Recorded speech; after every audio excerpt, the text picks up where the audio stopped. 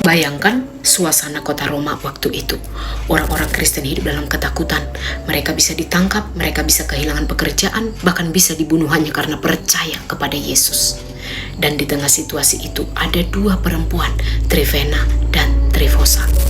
Bukan pengkhotbah besar, bukan pemimpin terkenal, bahkan nama mereka hanya muncul satu kali di Alkitab. Tapi justru karena itu kisah mereka begitu kuat. Paulus menulis dalam Roma 16 ayat 12, salam kepada Trifena dan Trifosa yang bekerja keras dalam pelayanan Tuhan. Perhatikan, Paulus tidak berkata yang berbakat, bukan juga yang terkenal, tetapi yang bekerja keras dalam Tuhan. Kata bekerja keras di sini berarti lelah, berjuang, menguras tenaga sampai habis. Saya membayangkan saat banyak orang menutup pintu karena takut, Trifena dan Trifosa justru membuka rumah mereka bagi jemaat. Saat orang lain sibuk menyelamatkan diri sendiri, mereka sibuk menolong orang lain. Mungkin mereka memasak untuk orang percaya yang kelaparan, mungkin mereka merawat orang yang sakit, mungkin mereka menghibur jemaat yang kehilangan keluarga karena penganiayaan. Dan semua itu dilakukan tanpa sorotan, tanpa tepuk tangan, tanpa penghargaan.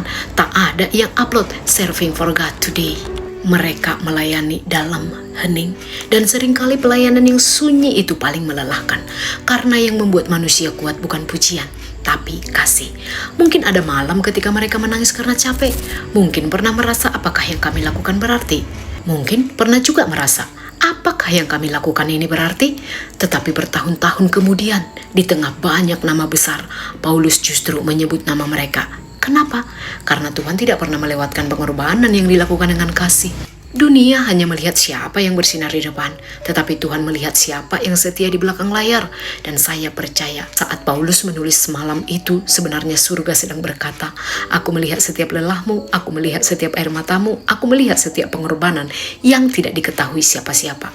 Hari ini mungkin kamu juga seperti Trifena dan Trifosa. Kamu terus bekerja keras untuk keluarga, terus mendoakan anak-anakmu, terus melayani walau tidak dihargai, terus kuat walau hati sering terluka. Dan kadang kamu bertanya, apakah semua ini akan sia-sia? Dengarkan ini baik-baik. Kalau Tuhan sampai mengabadikan nama dua perempuan sederhana ini di Alkitab selama ribuan tahun, artinya tidak ada satupun kesetiaan yang luput dari perhatian Tuhan. Mungkin manusia lupa, tetapi Tuhan tidak pernah lupa dan abai.